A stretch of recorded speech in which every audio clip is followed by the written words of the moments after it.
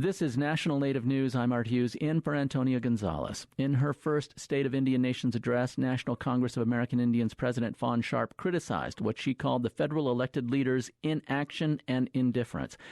The address comes as the 2020 elections are kicking into high gear. Vaughn Golden reports from Washington, D.C. While Sharp's address praised many of the successes of Indian country over the last year, she didn't hold back calling out policymakers just a few blocks down the street. We could do so much more if the federal government would finally, once and for all, abide by the timeless pact it made with us so long ago to create the country that we share today. One common theme, getting out the vote in 2020. Sharp didn't express support one way or another, but Democratic Congresswoman Deb Haaland, who's a member of the Laguna Pueblo, described President Trump's last 4 years as untenable. I urge Indian country to devote every possible resource to electing a president who reflects the values that define us. A few members of the audience said they were ramping up voter mobilization within their tribes, including chair of Michigan's Sault Ste. Marie tribe, Aaron Payman. We didn't get the right to vote until 1928,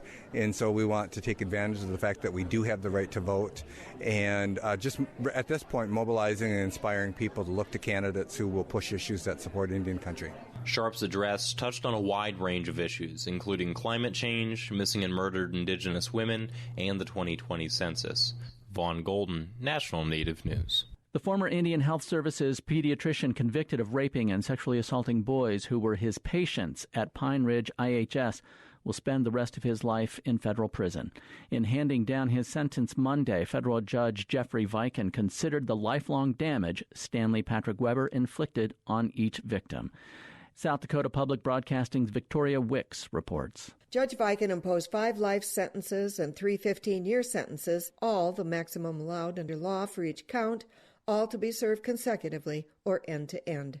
And he fined Weber $800,000 or $100,000 for each count. Stanley Weber's lawyers said their client is a 71-year-old man and the taxpayer shouldn't have to pay for his geriatric care. Therefore, they asked Judge Viken to depart from federal sentencing guidelines and not impose a life sentence. The judge responded that the pre-sentence report showed Weber to be in good health, and he noted that the federal prison system has excellent health care. And then the judge made it clear that the sentence was not about Weber. It was about the victims. Judge Viken also ruled that the sentences for the Pine Ridge crimes are to run consecutively to the 18 years Weber is serving for his 2018 convictions in Montana. Assistant U.S. Attorney Sarah Collins was the lead prosecutor at the Rapid City trial. She says Judge Viken listened to Montana victims who were brought to South Dakota to testify and heard how damaged they also were by Weber's crimes. I think he wanted to make sure that the judge's sentence up there was accounted for with them, and these were wholly separate, which I think sends again that message that each one of their individual harm and suffering gets its own punishment.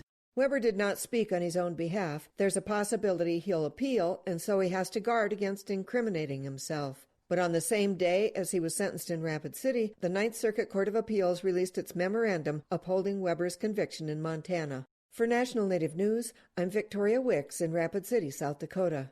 With National Native News, I'm Art Hughes.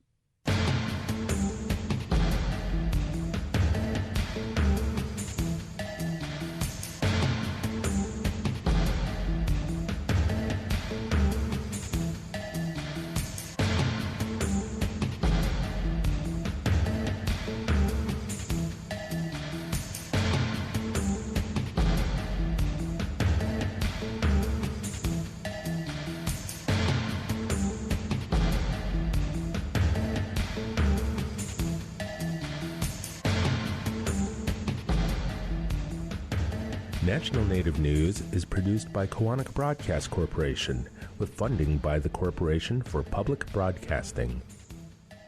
Like the circle of life, there is an opportunity that comes around every 10 years, a chance to participate and let our voice be heard. It lets others know who we are and where we are. The 2020 census will be our opportunity to shape our future for generations to come. Shape our future. Start here. Learn more at 2020census.gov. Paid for by the U.S. Census Bureau.